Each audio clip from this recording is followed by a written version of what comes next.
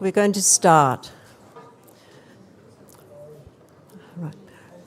Welcome, everyone. We are pleased you have been able to join us here tonight, and we're particularly pleased to be welcoming our Mayor and Councillor Mick Nolan. Firstly, I'd like to start with an acknowledgement of country. We are meeting on Wurundjeri country, and I wish to pay my respects to Wurundjeri leaders, past and present, and note that this land was never ceded. My name is Jenny Smithers, and I'm one of the co-conveners of Lighter Footprints. Lighter Footprints is delighted that Simon Holmes at Court is able to speak to us tonight again.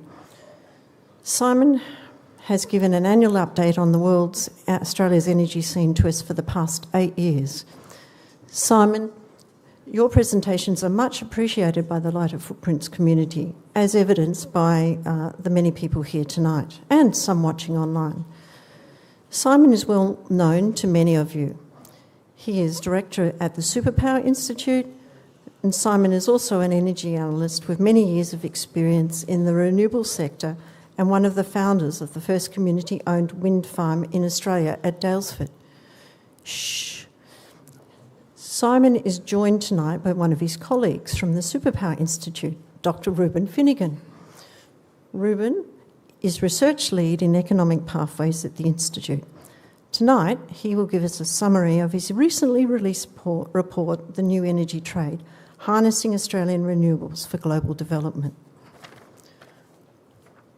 I have no doubt by the end of their presentations, you will feel energised and inspired about the rise of renewable energy, both locally and globally.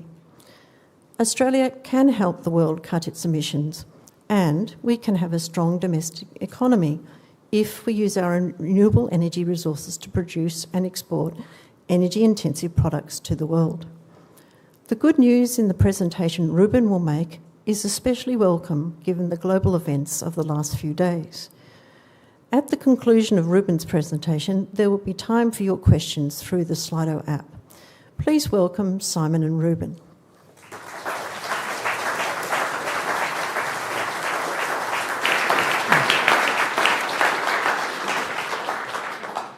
Thank you very much, everyone, for having me here yet again. I think, is this the 7th or 8th time Eighth? Thank you very much, Jenny, for that generous introduction. And it was, I think, Caroline Ingwerson, who's here about 8 years ago, asked me to come and speak on reasons to be cheerful. And every year that I've done this, I've tried to inject some reasons to be cheerful, but also some realism. I just want to thank everyone very much for coming to Lighter Footprints, for hosting events like this. I was saying before to Reuben, he said, he got a fairly technical talk, and I said, don't worry, it's a very engaged crowd. I know that from the audience every year. I really appreciate it. And it's also, I think, worth acknowledging that we're doing this in a building very much linked to our City Council, and what a change we've seen in the City Council. I keep hearing from all around the place how we've gone from a council that was a laggard on climate change to one where there is overwhelming support within the leadership for action on climate, and it's been in no small part to groups like Lighter Footprints and the many volunteers who have created a cultural change within this electorate, and I'm incredibly grateful for that, as I know many others are.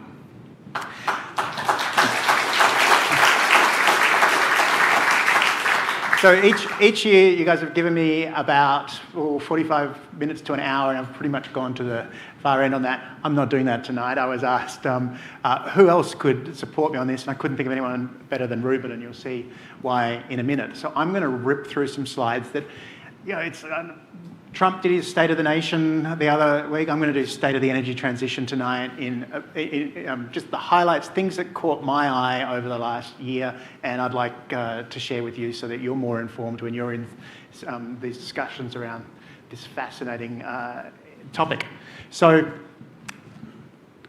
this has been talked about, And here we are, and here I am. That's in the United Arab Emirates. That's a power tower, solar thermal concentrating system that I went and visited 2 years ago. So why are we here? I'm going to zip straight through this. We all know why we're here. The planet is warming at an incredible rate. Last year was the second hottest year on record. Again, we keep hitting one of the second hottest year in my lifetime. But for a baby born today, it's probably going to be the second coolest year in their lifetime. So, some reasons to be cheerful. Well, I'm not sure. Let's see. Let's patch it all together. I'll give you some points, and you can work out whether we should be cheerful or depressed or somewhere in the middle. So, China continues to massively grow its electricity demand. In fact, now it's significantly, 40% more than the US and European Union combined. Behind the leg, I've got a microphone here, but is this one? Oh, sorry. Thankfully, their emissions intensity, that you said the blue line for China, is reducing. That means the amount of pollution per unit of energy is going down. And it's going down at quite a rate that we see that when you put the growth and the intensity together, we see a levelling off for now about 2 years, coming up to 2.5 years. China has been flat with its emissions, and all it needs is a little bit extra reduction in emissions intensity and slightly lower growth, and you'll start seeing that line trend down. Now, it's still massively high, and we don't solve climate change when we go flat. We start solving climate change when we bring it down, as I'm sure you all know. But to arrest the trend of China blowing everyone's target out of the water is something I think we should be all massively cheerful for and grateful for. Far from being the scapegoat on climate that you would hear if you read certain parts of the media, China is responsible now for roughly half of the renewable energy investment in the world. So China on the left, everywhere else on the right. Here's a chart.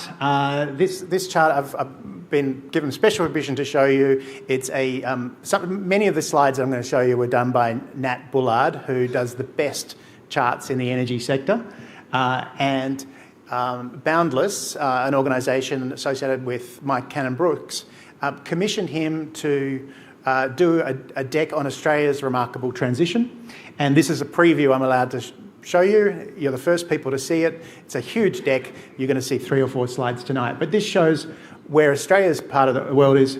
We are the highest per capita emissions intensive economy, but we are coming down. We are coming down that. We've got a long way to go before we get to the rest of the world, but we are coming down.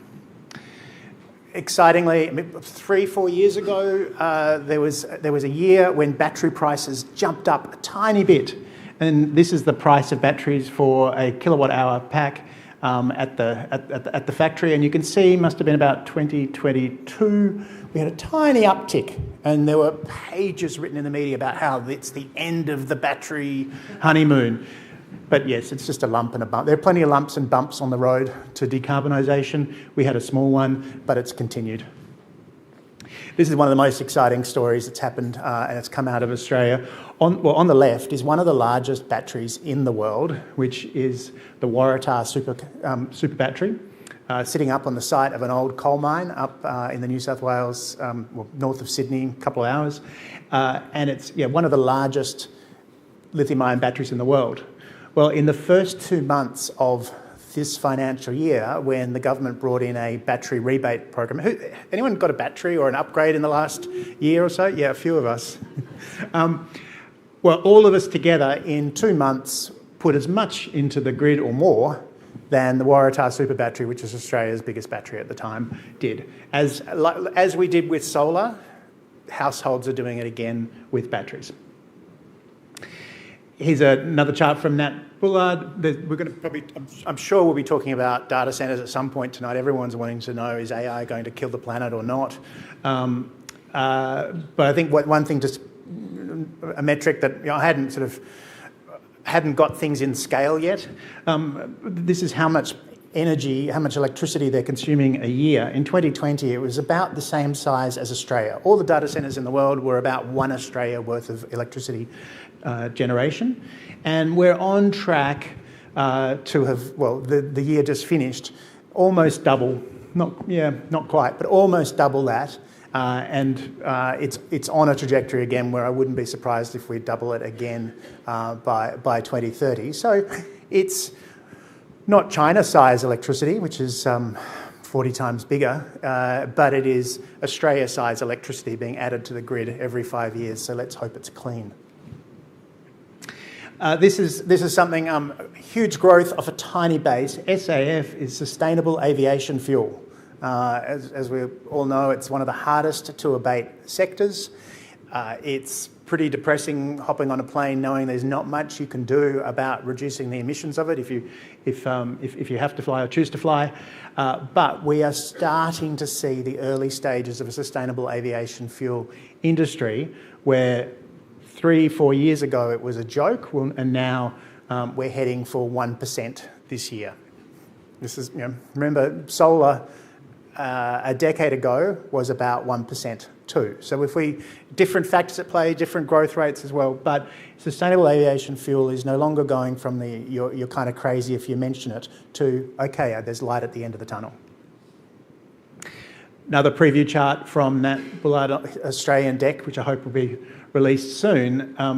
The last year, in the last year, we saw solar, both large scale and small scale is the one at the bottom, large scale is the one at the top, together have passed gas, and this year we'll continue to zoom past gas in Australia.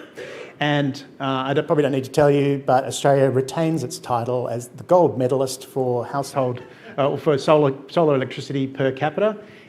Here we are ahead of every other country in the world on this, and I think that will continue. I prepared this chart a few days ago. I've been tracking this, really excited about the growth of refined lithium exports. And you can see this is Australia adding value to the lithium. I mean, I don't think enough people know or appreciate the fact that about half of the world's lithium is coming from Australia. And a very large percentage of that, maybe more than half of that, is coming from one mine just behind Margaret River in WA. It's incredible. The Greenbushes mine, which opened, I think, nearly 100 years ago as a tin and tantalum mine, is producing, think of every EV, every laptop, every consumer device, probably this clicker I've got in my hand, about, on average, half the lithium is coming from Western Australia, and most of that from this one southwest mine. Very excited that we started processing it and building facilities to process it. To produce this chart, this is data from the government, from the Office of the Chief Economist. But I just heard that they mothballed the plant that's going to do most of this 2 weeks ago. So who knows if that's positioning to try to get the government to bail them out, or who knows. I was so excited about this, and I told someone, they said, did you see the page 47 of the Fin Review last week when they said they're closing it down? It's like, lumps and bumps on the road to the energy transition. Nuclear, I've made no apologies. I have a deep interest in nuclear. I don't hate it. I think it was totally inappropriate for Australia, and I did a lot of analysis, and I presented that around the country. I've been a nuclear tourist. I think it's a fascinating and interesting technology, and I hope countries that don't have the bounteous wind and solar, I hope they choose that over gas and coal. I have some of my best friends are nuclear engineers, and they were so excited that that 2025 was a record-breaking year for nuclear, incredible year. And what it was is that it finally was 2% higher than it was in 2006. Meanwhile, you can see where the growth is going. So look, if nuclear could get on that same trajectory and renewables can keep on that, then the problem's solved very quickly.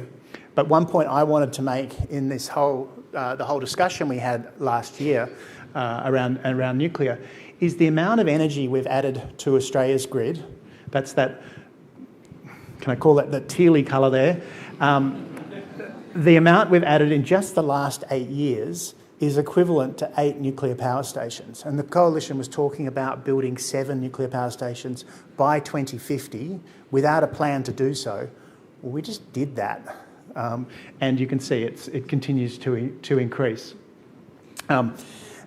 This week it's been amazing seeing that both the Liberal Party's own internal review and the National Party's review, both of them leaked this week, they both acknowledge it was a huge political mistake. The Nationals dragged the coalition here. The coalition willingly goes wherever the Nationals drag them, the Liberals do. But both of them now acknowledge in their reports that it was a terrible political mistake. So it was an engineering mistake, it was an economic mistake. Now they understand it was a political mistake.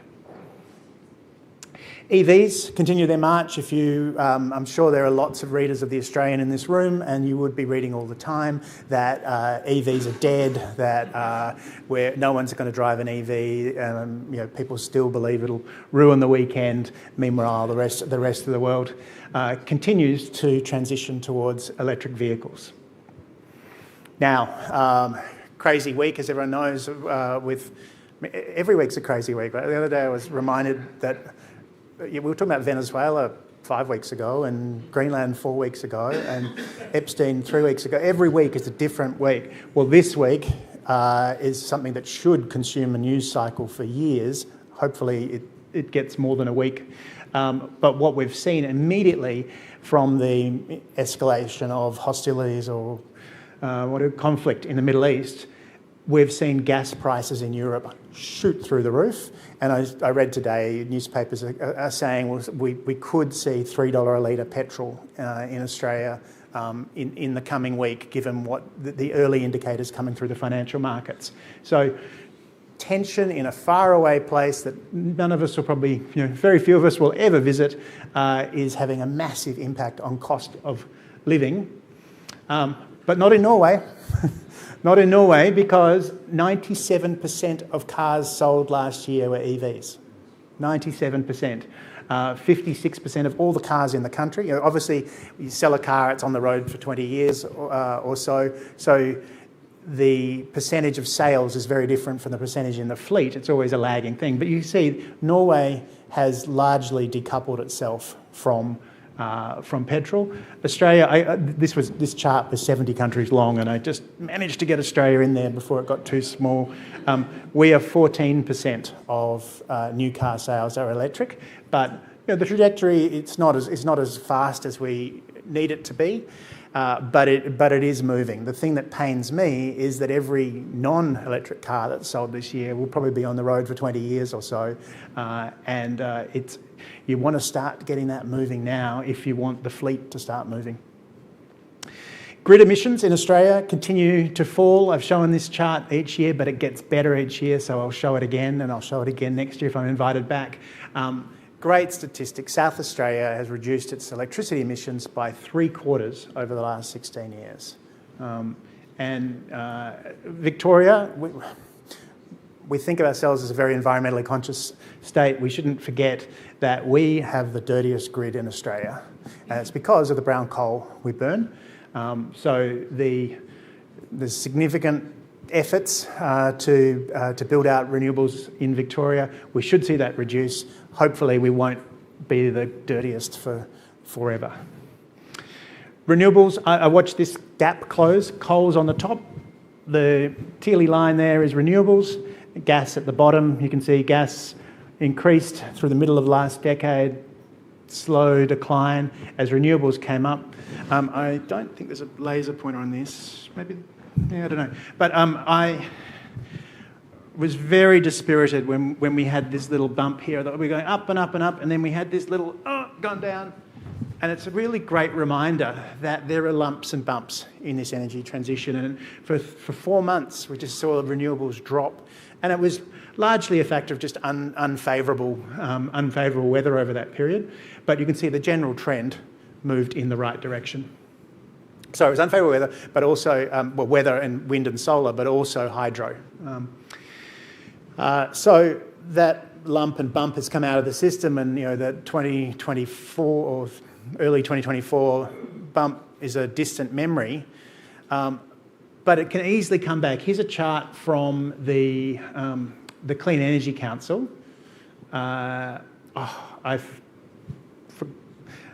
thought I pasted the 2025. This is the 2024. What happens in 2025 is the number of projects that have reached financial close, meaning ready to build, all the banking's under control, they know who's going to build it, they're just ready to start digging, but haven't dug yet.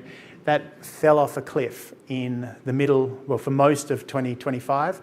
Recovered a bit in the last quarter before Christmas, but we really need action at the federal level to ensure that we continue on the trajectory that is legislated, that Australians have voted for, that Australians want. Now, I really like this chart. I've put it up a few years in a row. Again, tealy one is renewables, black is coal, gas down the bottom. This is a day by day, one little step for every day in the last 12 months. In 2022, at the end of that, 2022, so early 2023, when I stood before you, there was one day in November of the previous year where there was more renewables than coal. Just one day. The next year, there was 8 days. Year after that, there were 29 days with more renewables than coal. And last year, 109 days where there's more renewables than coal. These things move, and they move quickly. Last year I presented showing what a disastrous year for renewables growth for wind and solar 2024 was, and that was largely down to we had about a 2-week period of very low wind in the June in June of the 2024, and and then either side of it, a few weeks, it was relatively low, and that just knocked the growth out. And so this is not the amount of energy, this is the amount of additional energy each year. So we're not saying there was less in 2024, we're just saying that the growth was less than the previous year. And I just want to show you that this, to think about the growth, not only do we have to win this climate challenge, we have to build more renewables every year for a while to push that coal out. And I did this analysis from AEMO's work showing the 3 different phases of the renewables transition. Before 2018, when we were building a small amount per year, then the period we've just finished where we averaged about 8 terawatt hours a year. If I go back, last year was 11, would that be? No, close to 12, so quite a big increase. Well, if we are going to hit the 82% renewable target, if we're going to hit in 2030, and maybe it takes us another year or 2 to get there, but we need to average around about 23, so from 12 to about 23. So great growth last year, but a long way to go if we want to get up. We've increased by 350% before. To get to this phase 3, we have to increase by 300%, and we are halfway to that increase now. This is a great news story, storage in Australia, and this is just the utility storage. This is not the household one. There's not yet good real-time data on what's happening in the households. I really hope we get that in the next year or so. But this is what's happening in the utility scale. This is the capacity in gigawatts, not gigawatt hours, of how much battery has been installed. So you can see the beginning here, this down here of 2017, that was the massive Tesla mega battery that Elon flew out from the US for, and it was the biggest battery in the world, and it was that much on the chart, and you can see how much more we have built since. The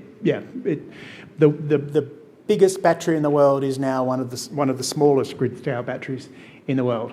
And here's a chart just that tracks when the records have been broken on how much it's been discharging, and the same sort of shape. This was a nice report to read last year. The Australian Energy Market Commission puts out a report every year called the Residential Electricity Price Trends. And what they're saying with their very conservative modelling is that households are going to be paying less and less. I mean, Saul Griffith's been saying this forever. A lot of us have seen Saul speak, some in this room. he would say this is way too conservative, but it's such a breath of fresh air to see the most conservative market organisations saying that Australians are on track to be paying less and less for energy. Now, world events like a war in the Middle East mean that those who are coupled to energy, to fossil energy, which is Australia still significantly is not going to have such a smooth run. But I think that's interesting. So a lot of my charts have come from Open Electricity, which is proudly a project of the Superpower Institute. I've been working on it for 8 years now.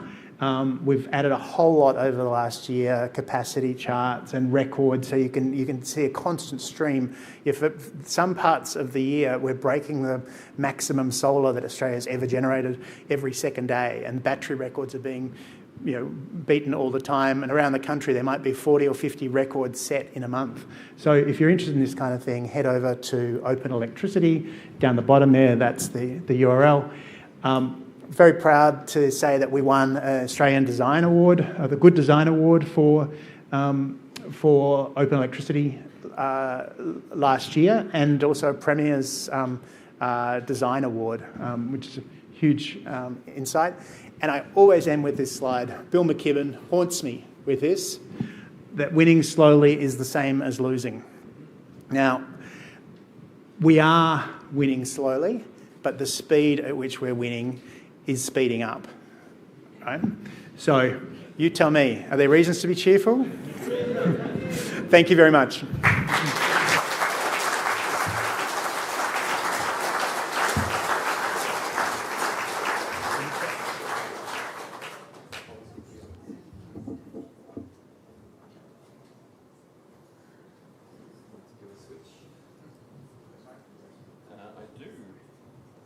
Am I on?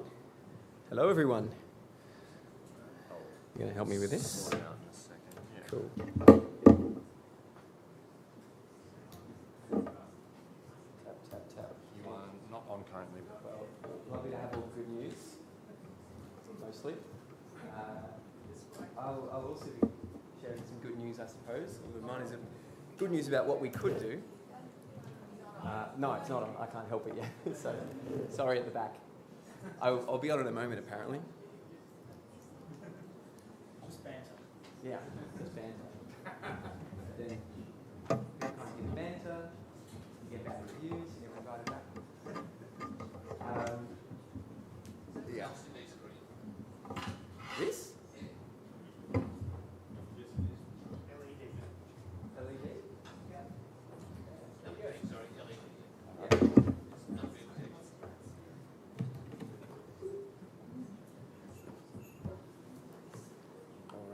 And am I on here? I will turn you on.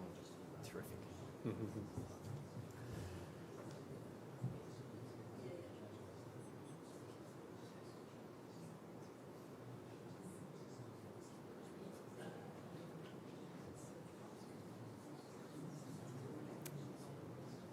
Oh, I'll get my water. Oh, look, I'm on. There we go. See you later. No, all right, okay. I'll say a few more things than that. I might turn this the right way around as well. There. So, I'll need slides too. Bear with me. I think we've got a few different computers vying for control of this thing. But thank you all for coming. It's wonderful to be here. I was saying earlier, I haven't done any community level presentations of this yet, and I'm very excited to be doing one. The sort of work that I do is very, technical, and spend days on my computer looking at data and making models and whatnot. And it's very satisfying to be able to do that and project what is likely to happen in the future. But none of it happens without the power of the public putting their weight behind it, without political support for it. So, yeah, thank you for all that you do out there. And we are off. What's that? Oh, I did too, didn't I? Yeah. Unfortunately, this is all I can grow, otherwise I'd have more. But I don't know if you know of Craig David with the sculpted thing. That's not me. This is it. One of the disappointments of my life. But anyway, okay, so I'm going to be talking about the new energy trade today, which is the name of a report that I put out a bit over a year ago. It follows from Ross Garnaut's book, Superpower, which I'm sure that a lot of you have heard of and read. And if you haven't, then, well, it's where this started, so I would highly recommend going back to it. He, in this book, Ross articulated the case for Australia becoming a major exporter of green commodities. And then before I joined his institute, the Superpower Institute, he asked me to independently test this vision. So today I'm going to discuss the resulting report, New Energy Trade, which I launched at Parliament House a bit over a year ago. And I also hope to update this report over the next year or so. So keep an eye out. The second version will go into much more detail on some of the parts of the analysis. But let's get into this one. So the green export thesis, as I see it, is based on a few simple propositions. The first is that the world will mainly trade embedded energy. That is, clean energy that's been embodied in energy-intensive goods, the energy that was used to make them. Intensive commodities such as green iron, aluminium, silicon and polysilicon, ammonia and urea, methanol and other green fuels. We can also add data centres, so long as that bubble doesn't pop. Second, most major economies will lack enough cheap, clean energy to meet their own domestic needs. And the resulting cost differences between countries will lead to this trade, will drive this trade in embedded energy. And third, countries that have a large comparative advantage in clean energy production, including Australia, can take a large share of the trade. This will contribute significantly to global climate mitigation and improve the standard of living in importer and exporter countries alike. So this is what the green export thesis depends on, and my work was to test it. The first of these propositions is ironclad. We'll start there before turning to the second and the third, which are much harder to test. So why will this be a trade in embedded energy? So extensive trade depends on the low costs of transporting goods from one place to another. Transporting fossil fuels happens to be cheap, and this fact underpins some remarkable patterns in international development during the fossil age. Economies such as Japan or Taiwan, Korea, have almost no fossil fuel resources of their own, and yet they've been able to compete in some of the world's most energy-intensive industries. It's quite remarkable if you think about it. But in the net zero age, this will change. Transporting clean energy is prohibitively expensive. To ship renewable energy generated in Australia, for example, to Japan or Korea, requires first converting it into intermediaries, such as liquid hydrogen or ammonia or methanol, and then transporting those intermediaries to the other country and subsequently combusting them. From 66 to 80% of the energy is lost along the way. That means that energy transported from Australia will at minimum cost 3 to 5 times as much in these countries as it does here. So you can't transport it. Looking at some countries' energy plans, it's clear that this economics hasn't really been properly absorbed yet. We have countries such as Japan talking about importing hydrogen and ammonia, for example, at scale, and the costs are simply too high. On the other hand, transporting embedded energy in the form of iron, aluminium, and other green commodities, that will remain cheap. So this is how the post-fossil energy trade will proceed. So with that, let's turn to the question of these cost differences between countries. And so which country is going to have this comparative advantage in the trade? Now consider a typical study this one from the CSIRO, estimating the costs of renewable energy production in the future across major global regions. These are the major countries and regions that I examined in the report. You can see Australia's there in the green. Now on the y-axis, we've got the price of renewable energy that the CSIRO estimated for 2050. And you can see that Australia's competitiveness is it's pretty good, but it's not world leading. So the CSIRO projects that India and China will have the cheapest renewable energy, while other developed East Asian countries, including Japan, will face around the highest costs. Now, if China and India are the cheapest sources, then they'll likely be the major exporters with a diminished role for Australia. But there are some major weaknesses in the CSIRO analysis. So to see how I study the problem, let's turn to the next component of this underlying economic framework. That's the logic of open trade. And sorry that this is a bit boffiny or wonky or whatever term you'd like to choose. I mean, we love this stuff. So open trade allows the global economy to access resources and to decarbonise at the lowest possible cost. Economists love trade, and we all should really. The value of trade can be simply explained with reference to a global supply curve for a given energy resource. So this is an illustrative supply curve in a simple three-country world. Country A in the blue, this sort of light blue which is almost faded out, country B, and then yellow is country C. And this might be a supply curve for a fossil fuel like oil, it might be for wind power, or it might be for clean energy in general. Now, like all supply curves, the price is on the y-axis and the volume supplied is on the x-axis. So the cheapest resource is here on the left, the most expensive is over on the right, and will go far off the graph and continue on into much higher prices. And the wider the column, the more energy, the more that can be traded at that given price. So, where am I up to? So say country C is exploring the possibility of being a major energy exporter. That's the yellow one. Does it have a comparative advantage in the energy trade? Well, the answer depends on the level of demand. So say first that, imagine that countries A and B, this dotted line here, have very low level of demand. So not much of the world's energy is needed to satisfy their demand. Well then, country A is going to have the cheapest energy, cheapest marginal price. That'll be about the price of energy, and it may send energy, it may trade energy with the other two. But if demand in countries A and B is very high, then this changes. Country C now has the comparative advantage.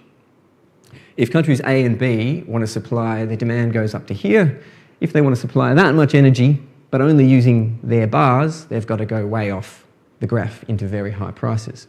The cheapest marginal source of energy is going to be country C. So that's a long way perhaps for a short drink for you, but it is very important, because what it means is that whether we have a comparative advantage or not depends on the nature of these supply curves globally for each country, and also how big their demand is. How big is future demand going to be?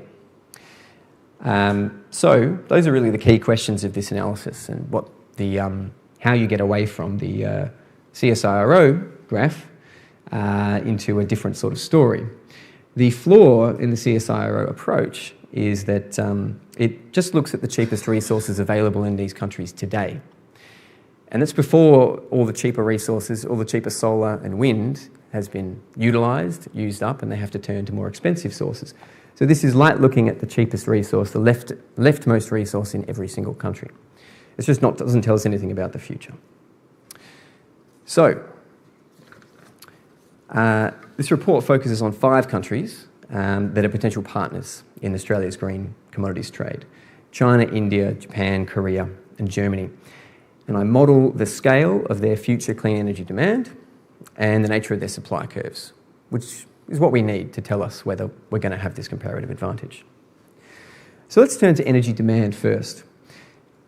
Only about 29% of fossil fuels today are consumed to produce electricity.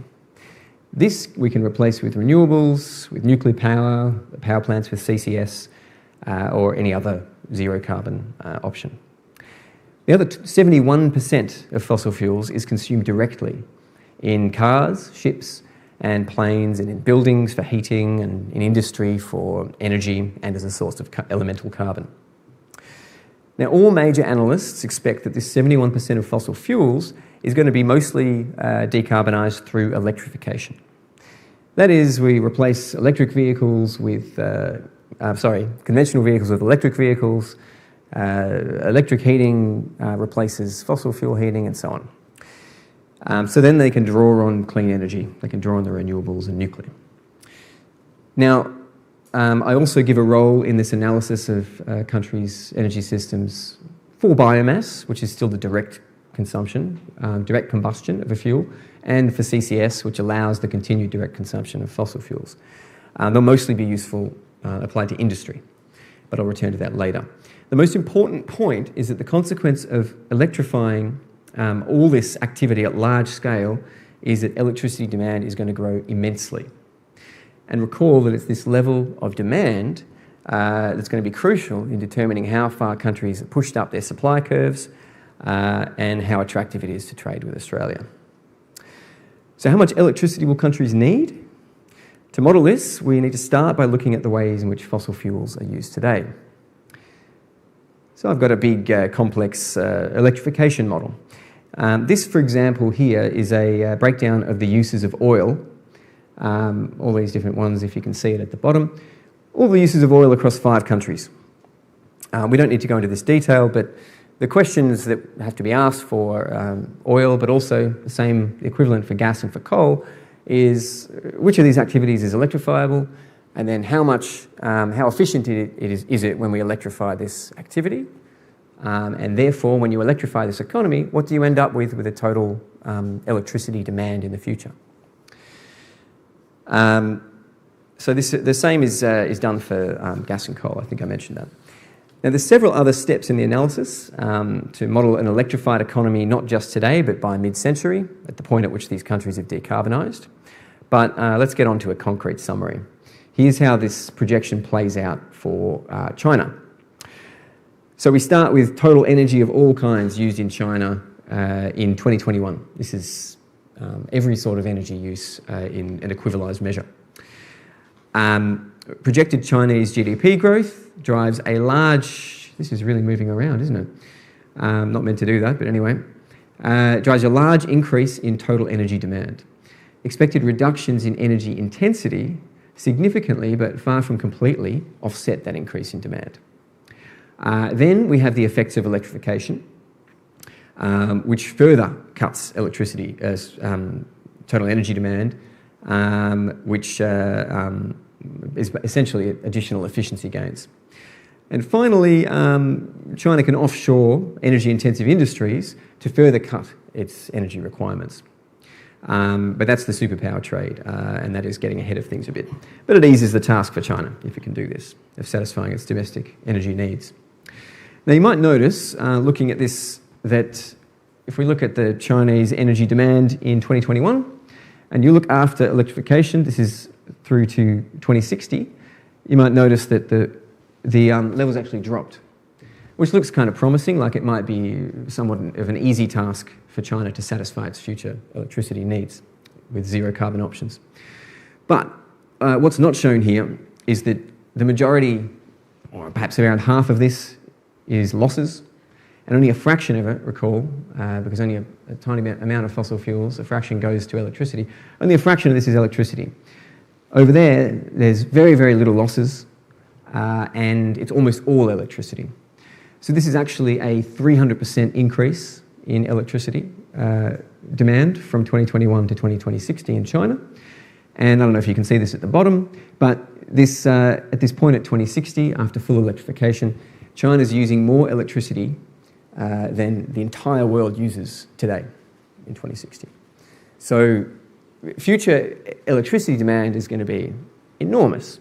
And this is where you start to hit the problem of satisfying all of that with cheap renewables. How much wind, how much solar does China really have to satisfy that? Growth in electricity demand in China is about 300% by the time it electrifies, about 1,200% in India, much more because it's got so much development to do and also population growth. Japan, Korea and Germany is around 200%. Now the question is, how do you satisfy this demand? And that's a question of relative technology costs. The question really is one of comparing all their domestic options for producing electricity cleanly versus trading with Australia, doing this embedded energy trade. So do they have cheaper options? The answer is they do not. We'll go through them. We'll start with nuclear power. I probably won't need to twist too many arms on this one. But nuclear will, as Simon said, be very important for countries that have a paucity of wind and solar resources. Like Simon, I'm rooting for it because it would make global decarbonisation a lot easier. We don't have that problem, fortunately, here. But it's very expensive. So recently built nuclear power plants in the West cost around $300 per megawatt hour, up to $440 per megawatt hour if you account for, if you take away concessions on debt. This is 3 to 5 times the expected cost of renewables with firming. Now, will prices come down? Well, you'll be familiar, I think, with this extraordinary decline in solar module prices from 1976 up here down to 2019. And this is a logarithmic scale, so the differences are enormous. But we're getting, this is a 99.6% reduction. 99.6% reduction in solar prices. Nuclear, unfortunately, this is also, I should say, both of these are logarithmic on the bottom, which means that, this is, each step is 10 times larger than the one before. That's not quite the same factor, but it's also logarithmic. Now, as you have cumulative capacity of nuclear power installed going up in terms of the gigawatt capacity, unfortunately, the prices have just gone up and up and up and up. And the lowest point was at the start. And if you look at the highest one over there, it's almost a 20-fold increase. This is a bit of a puzzle. There's some interesting papers on this problem of why nuclear gets more costly as you build more. But it certainly doesn't bode well for the technology. It's not just isolated to the West. These are Western plants here. But in recent years in Japan, real costs have quadrupled. And in India, they've tripled. Korea and China are reported exceptions, but I wouldn't take that, well, I take it with a grain of salt. What these countries have in common is that their nuclear firms are state-owned, their electricity systems are substantially planned, and the whole chain of production is heavily subsidised by taxpayers and opaque. So in Korea, for example, there's actually no ordinary electricity market. Electricity prices are state-controlled. And its main energy operator and nuclear plant owner, KEPCO, is, it makes extraordinary financial losses. So we don't really know what's going on with the prices of these plants.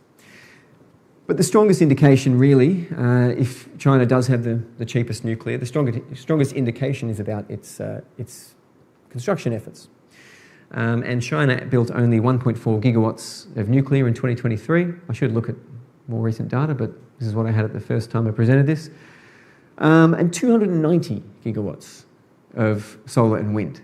And even if you account for capacity factor differences, this is a 50 or 60-fold higher rate of construction of solar and wind. So China appears to be making a vote at the moment with its wallet. And at the moment, its build rate of nuclear will be enough for nuclear to contribute about 4% of its energy needs in 2060. That's the cheapest nuclear in the world. So yes, it was never going to come to Australia. Carbon capture and storage. I think I'm probably running tight on time, so I'm going to skip over this and basically say that most of the existing projects are 80% of them are for injecting carbon dioxide underground to squeeze out more fossil fuels, which is then combusted. and adds more emissions. That's technology that existed and was being used before, back in the 80s, 70s. So it's not, most of the carbon capture going on is not the kind that we want to see and that would be promising for the technology. But we will see it will be important for industries that can't be electrified. Biomass is also unfortunately expensive. The main thing to talk about here is that the costs are double of those in China, what most of the carbon in biomass is going to be needed for is supplying industry with elemental carbon for the industrial processes, for steel making. Steel has a certain percentage in it of carbon, along with the iron atoms. And this is true for a lot of industrial processes. And if we want to make sustainable aviation fuel and all this sort of thing, you need a sustainable source of carbon. That will be biomass. Most of the world's supply of biomass will be used up by these industrial applications. There just won't be enough for to combust it for energy. So the long story short of this is that it's solar and wind. I don't think that will surprise many of you. These are the most important determinants of comparative advantage in clean energy. That is, who's got clean energy in the future? The country that has not lots of biomass, not nuclear, not CCS, but it will be the countries that have abundant solar and wind. The IEA and various other agencies agree that it will be the world's main source of electricity and the world's cheapest source of electricity. So the big question is, who has that advantage? Again, this is the CSIRO figures, and let's return to these estimates. These are similar to other estimates from today of current wind and solar prices across different countries, from IRENA, also from the IEA. And again, you can see that Japan and Korea already face among the world's highest prices. India is the lowest, and China, Australia, Western Europe, not far behind, but fairly similar. So here's my results, the results of my analysis based on countries' supply curves and their levels of electricity demand in the future. Bit hard to get your head around all at once, but I'll just do a simple example. But what this is it's the summary of the marginal quality of wind and solar resources available at the relevant level of electricity demand in each country by the middle part of the century. Or put simply, this is what's left after the better bits of their resources have been used up. What do they got left? This sort of capacity factor. This is the solar capacity factor here, and these are wind capacity factors. And we also have seasonality, which is very important, as I'll discuss in a moment. So you can see that at any future multi-terawatt sort of, which is very big, rollout of renewable energy, we basically have a flat supply curve. You've just got unlimited land with 26% solar, especially up north, and we have more land than we could possibly use of very good wind resources. But take India as a contrast. So the CSIRO is a good example because they say that it will be the cheapest. But consider its wind resources. They're very poor outside of a few small pockets. The CSIRO's figures indicate that, yes, there are these pockets where there's cheap wind. But once they're used up, once India reaches around 3 terawatts of capacity, which is well below its final needs, the resources become shockingly poor. These are basically unusably low capacity factor of wind. They're the 14% or less. Even worse, India's resources are extremely seasonal due to the monsoonal cycle, and they practically disappear. The wind practically stops blowing for part of the year. You need wind and sun with minimal seasonality to get this cheap renewable power at high penetrations of wind and solar.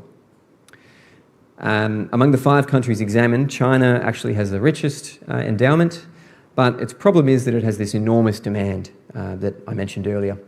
If it keeps its energy-intensive industries onshore, it's going to exhaust its competitive solar and wind resources.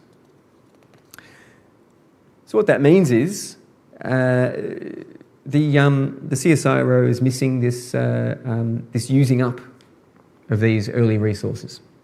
And this is what will happen in the future, at least in terms of relative prices. In fact, all these prices will come down, but the ordering will shift so that countries whose demand outstrips their availability of wind and solar, they'll move up the list. And Australia is already low on the list and has, again, this unlimited supply curve. So, only in this light, with this sort of analysis, which hadn't been done before, can you actually understand Australia's comparative advantage. So that's the good news. A quick picture on Southeast Asia. It's worth 1,000 words. Wind resources are on the left here.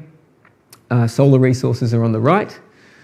Wind is a little bit difficult to see because it's sort of all blurred up with the offshore.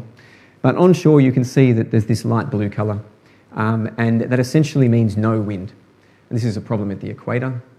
You don't have the temperature differential driving, between equatorial regions and polar regions. It's driving the wind, the temperature difference. Don't have that here.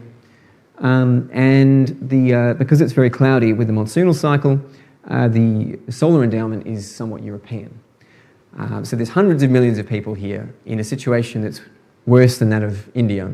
India at least has some of this yellow and has decent sun. So Southeast Asia is I didn't actually look closely at Southeast Asia, but they are just off the face of this in a difficult situation and will need Australia. Or if they don't use us, then they will certainly be making these commodities through fossil fuels. So let's turn briefly to the benefits of the trade for Australia. Given the time constraints, I'll summarise this quickly. Something wrong with my slides there. So I'll cut to the chase on this. We've got energy savings for importers. If they no longer produce if they don't electrify these industries, iron making and all this, and keep it onshore, but they send that offshore to Australia, then they cut their electricity demand by 22 to 33%.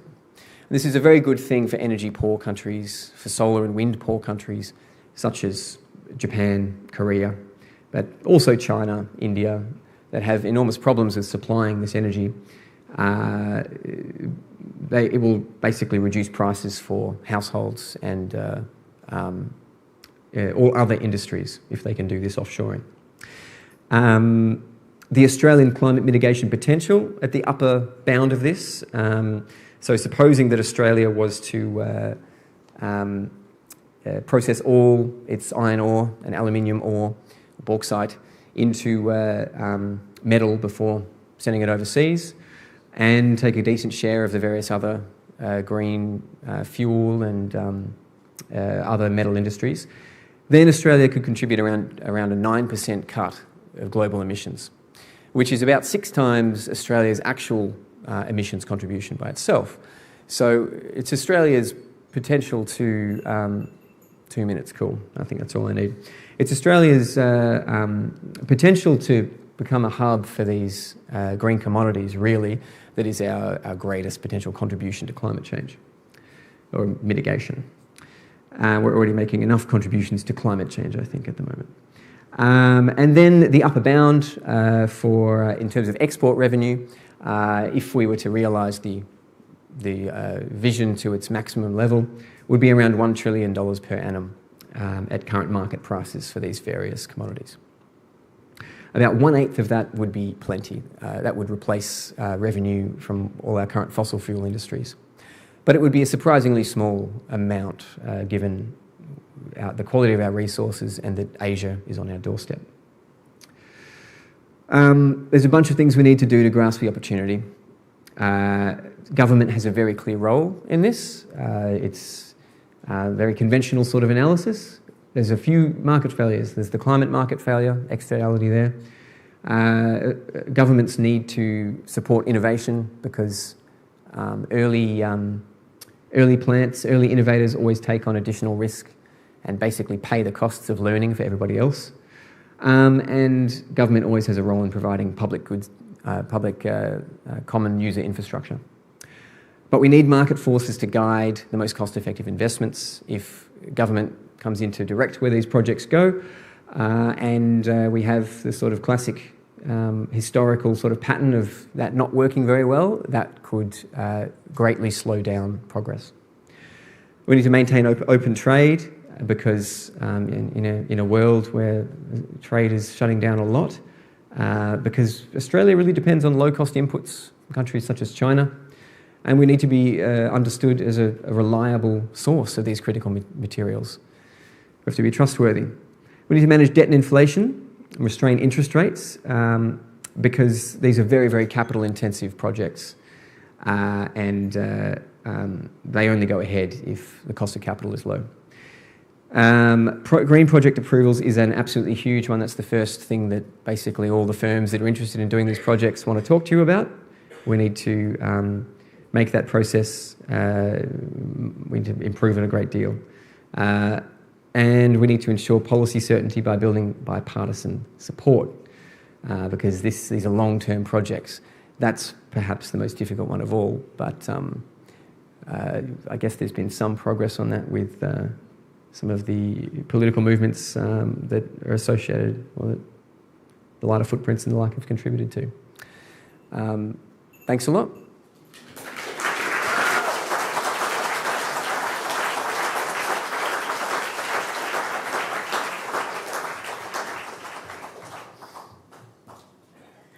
We'll get these up.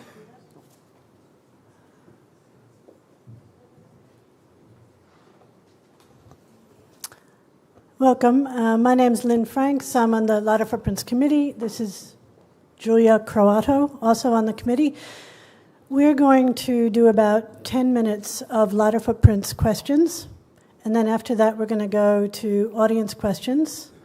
So all of you have on your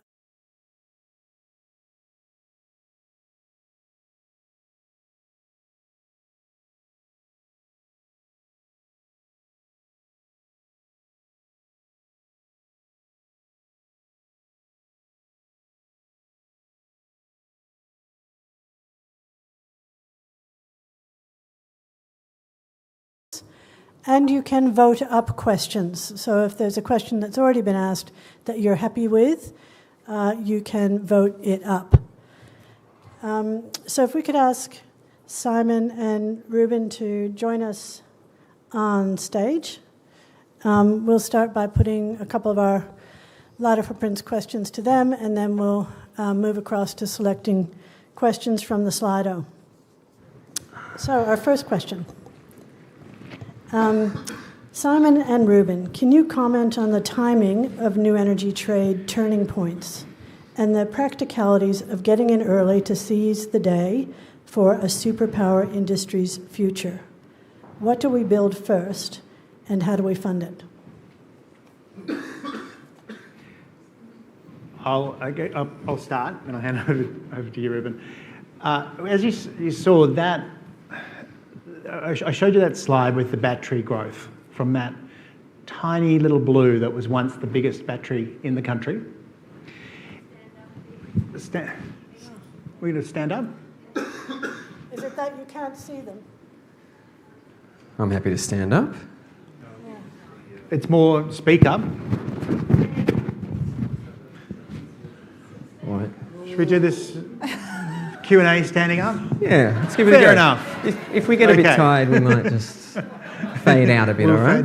No, when that... Does anyone remember that Mike Cannon-Brookes challenged Elon Musk, build it in 100 days, and Elon said he'd do it in 100 days or it's free, and he did it. And it was... I remember Mike talked about it at the time as being a lighthouse project. Before that moment, people thought batteries of that scale was impossible. In fact, I dug up, that happened about 8 p.m. Australian time, that exchange between Mike and Elon.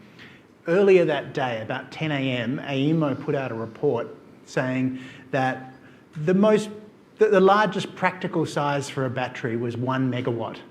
And that evening it became 100 megawatts.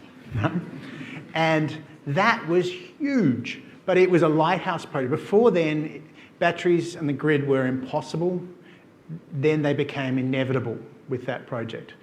I think the same thing goes with each one of these technologies. At the moment, you'll hear politicians every day say green steel is impossible. It's been demonstrated elsewhere, but there's something about Australians that nothing exists unless we do it here first. I think it's really, really important that we have these lighthouse projects along the way.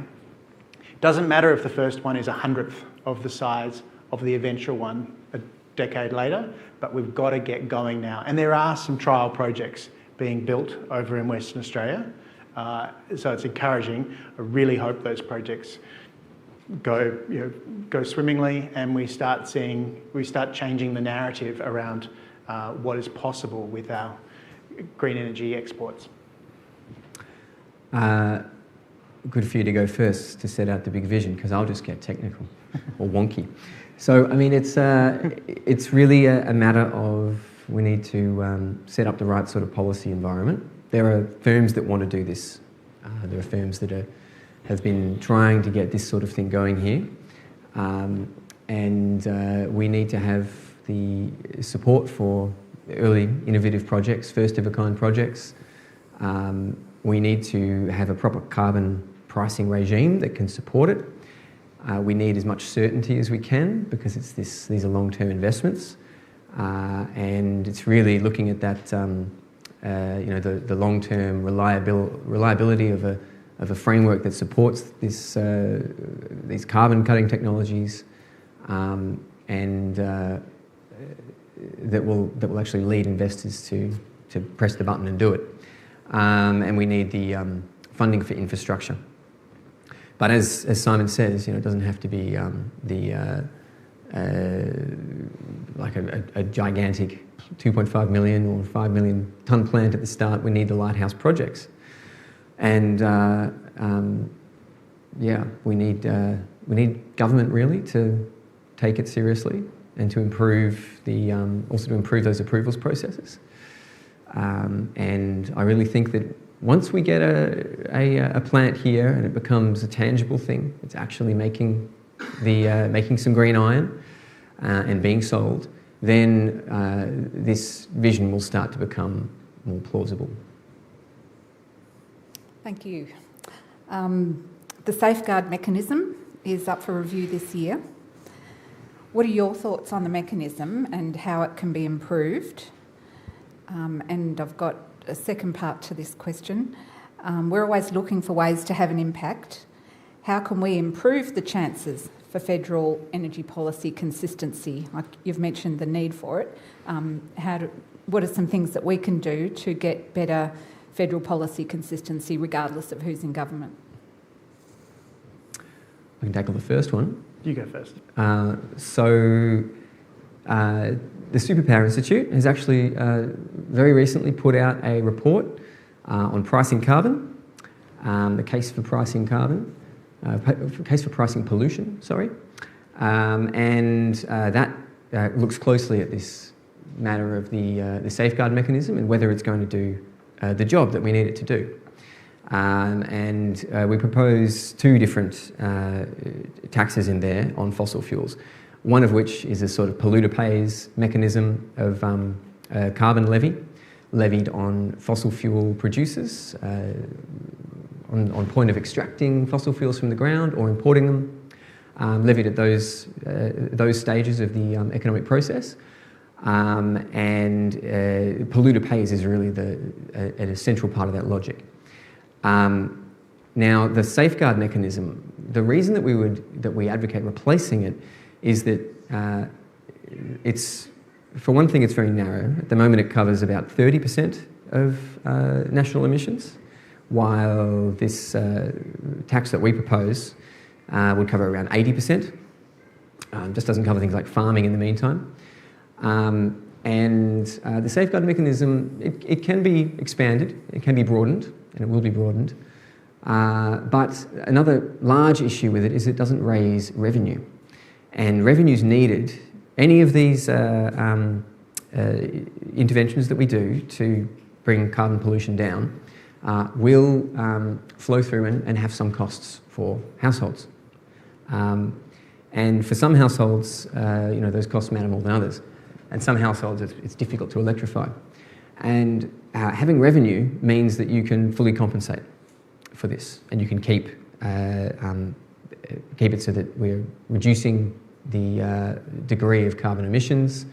The polluters are bearing the largest burden, and those who are least able to adapt get the compensation. You can't do that with the safeguard mechanism, so they get the impost without compensation.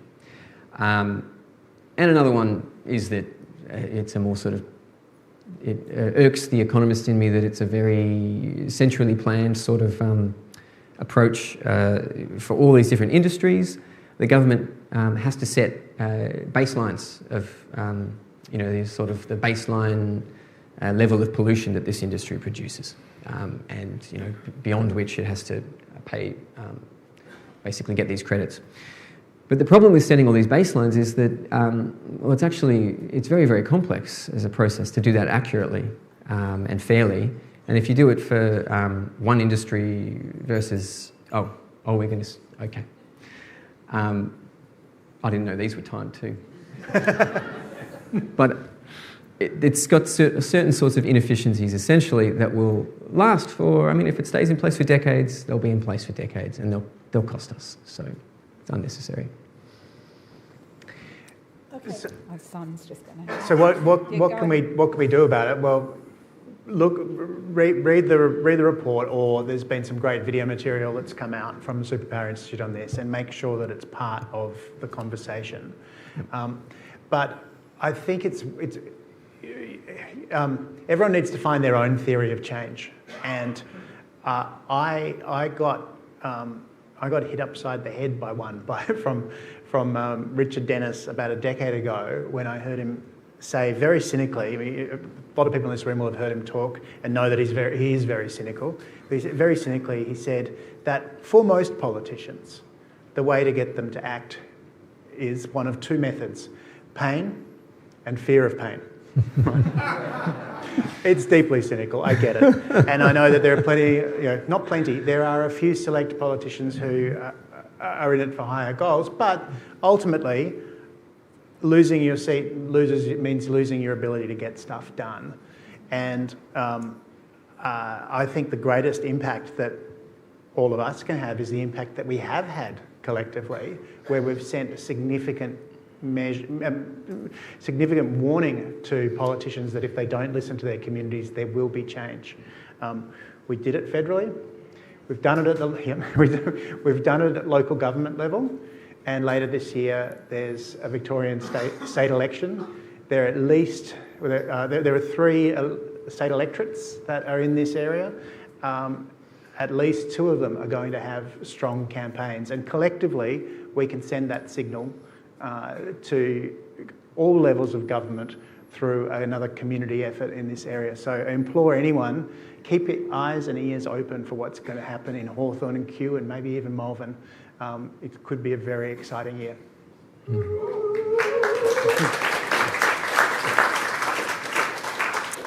Okay, so we've run out of time for further Lighter Footprints questions, and we had quite a few.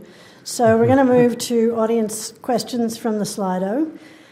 And the first one is particularly relevant to Reuben's presentation. It's headed "Taking It to Country Areas."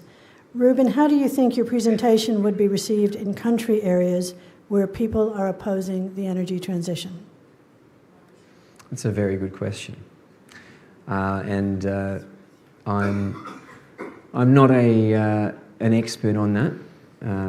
I don't go touring around, and I know that Ross does. He goes out and speaks a lot, and speaks with people in councils who are very excited about the prospect of bringing these industries out there. But a lot of this has been handled poorly, in my understanding. A lot of the matters of getting these projects up and getting the poles and wires through people's land and all that sort of thing that needs to happen. Again, it's not really my my specialty, but it's something that we really need to get better at, because we put people in the country offside. Well, a lot of this is going to be out there, and a lot of the opportunities is out there for them. So yeah, I think it will be received, get a very mixed reception. Really depends on where you go and how well, what the local experience has been. And we need to make sure that, as much as possible, the local experience is a positive one, more and more. Because, yeah, we can't do it without the country. Thank you. Reuben, you've sort of covered a bit of this next question in some of your charts, but when and under what sort of conditions will new energy trade break the financial and structural power of the fossil industries? If you can just look into your crystal ball there. Yeah, my crystal ball says shake again. I don't know. I think we're a little while away from that, but it's slowly happening. I mean, the thing about fossil fuels is they are such concentrated bits of wealth. You own those projects and they're worth, tens, hundreds of billions of dollars. And the thing about solar and wind and all this sort of thing is that they're not hyper-concentrated sources of money. It's very diffuse. And so the politics is very different, and you don't get really the sort of big countervailing political force of people who are making huge amounts of money off solar in order to fight it. So there's some way to go. Reuben, your numbers show that it's on the order of $1 trillion of annual trade if Australia achieves this vision. Yep. And currently our fossil fuel exports are 120-ish, something like that. So it's an 8 times bigger opportunity. Right now it's not even a 20th of that value, probably. I don't know. Yeah. Well, I guess part of our aluminium is already renewables, so we've got a little bit of green energy trade. But the disparity now is so great, but the target is 8 times bigger. So as these lighthouse projects show and they become real and we build more and it starts to become first 10%, then half, then 3/4, and then within a few years after that, the power structure will change. Yep. But it needs, ultimately, it needs to be an economically significant industry and have credible pathway to being big, and we'll get there. Yep.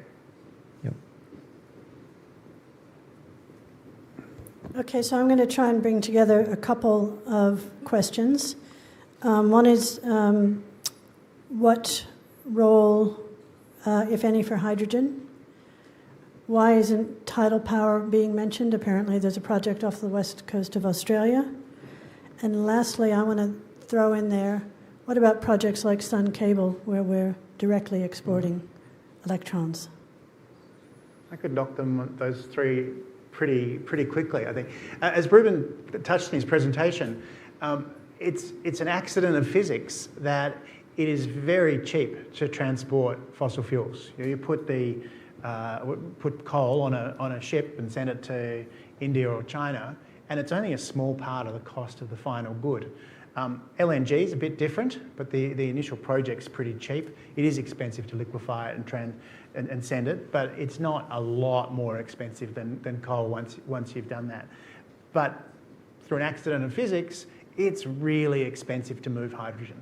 It's is it minus 200 degrees to get it in liquid form, and you can do it in ammonia. There are ways of doing it, but it makes so much more sense to be using the energy in Australia. And now hydrogen is going to be an important part of that process. For some of these processes, it's likely that it will be the process that's used. It'll play a significant role in the green steel and plastics, etc.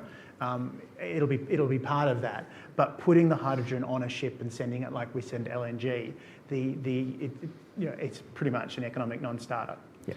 Basically, we use it locally. use it. Where you make it. I think there are opportunities for things like for sun power, of putting transcontinental, I guess, into Asia, subsea cables, and there are subsea cables that are 700 kilometres long in the North Sea. So we've done long ones, but this is the sun cable one. I think is at 3,500 or so. That sort of it is huge. It is ambitious, and if we can just build one of that scale in this part of the world, in this hemisphere, then it will be a lighthouse project. But we shouldn't be betting everything on it. Tidal's interesting. There's no shortage of ideas of how to turn natural resources, renewable resources into tidal or wave. People had Saul Griffith had a startup of using kite power. So lots and lots of fascinating things, but there's this innovation virtuous cycle that both solar and wind have got on, where I've met people with some of these startups and they can have amazing ideas, and you can see a dozen people wake up every morning trying to make their idea a reality. And Australia did that with, I think we've had 2 different wave energy attempts in Australia that put lots of money in. They took them out to sea, and one of them sank, and the other one, I think they both sank in the end. But you have a dozen people who wake up every morning trying to make that technology win, whereas on wind and solar, there's 1 million people who wake up every morning fighting each other to try to make those win. And to win, you've got to be cheaper than the alternative, and it's so hard to beat those. So if someone can come up with one that's cheaper, it will go gangbusters. But tidal, pretty challenging to make it work. Firstly, you've got to find an area that no one cares about. Right? Try finding a coastal piece of Australia where everyone agrees it's rubbish. Thank you. This is quite a specific domestic question. Oh, okay. What can be done to speed up implementation of vehicle to grid, both connections to grid and car battery warranties? That might be a good one for you. If you've spent a bit more time on EVs. I've got an old model Tesla, and they told me it would never be able to do vehicle to grid. I'd have to wait, and I'd have to get a new one. And someone told me, it just works. And I didn't believe it. And last November, I went and plugged my EV. This is a 2018 model. Plugged it into a vehicle to grid, and it just worked. It was incredible. The wall box, the inverter, is it's a special one-off piece of kit at the moment. Maybe there are more of them, but it's about $5,000 to plug the. I could buy one of these today and plug my car in for $5,000. The economics of doing that are not good. But if it was $1,000, then yeah, maybe actually it would make sense. Do you think it can get to $1,000? Yeah, I think it can, because electrically it's very similar to an inverter that you have on a house, and I mean they're sub $1,000 for the cheapest one, the cheapest of those. But I think we will with incentives start to see them down the $2,000 range. Yep. I mean, the savings of not having to build a big utility scale battery. Yeah, you've got all the. One thing I think people got to. Analysts and advocates and people knocking the idea have got to get their head around is that you probably won't push your car battery every night hard full to hard empty every night.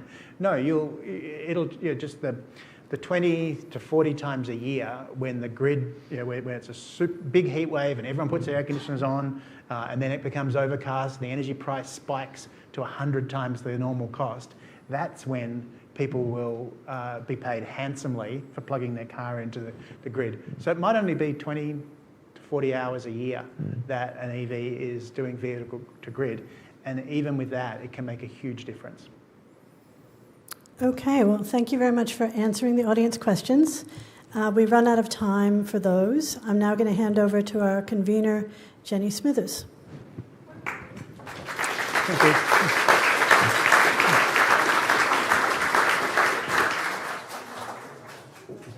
Simon, Reuben, I'm going to invite you to sit down.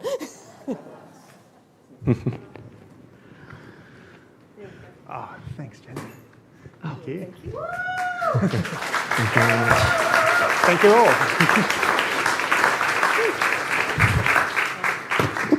We have been so fortunate to have two such super bright, forward, positive thinkers sharing their vision for the world that we all want. And it's Reuben. You may be in danger of being invited back with Simon. Wonderful. In fact, you are. Terrific. And Simon, Tell me when. And we hope we'd love to invite you back. So, just at the moment with the world as it is just so important that communities can come together and learn about concepts, hear about it from someone in the room, real, live, not on a screen. And I always love doing the thing about hands up. So I'm going to put my hand up straight away just to give you courage. Who else didn't know about lighthouse projects? And we all do now, don't we? And how much income if Reuben's proposition, you're listening carefully, how much can Australia earn and how much more is that than the fossil fuels that we currently set off around the world and cook our atmosphere? Trillion, what proportion, the number? 8 times. 8. Put up your fingers. 8. Right. So we're going to talk to the politicians. We can get 8 times more money if we have embedded energy rather than gas and coal. So our job, you've done your work, now we're going to go out into the community and talk to our family, our neighbours, our friends, and talk to them about lighthouse projects, and we don't need coal and gas. One Nation has cottoned on to this idea about gas. They reckon we're not getting enough money. Do you reckon we can tell One Nation they can get, let's do the fingers, 8 times more money? Do you reckon we can get them on board? That's our job. Okay, now, do you mind just sitting quietly while we do our adverts? Go for it. Right.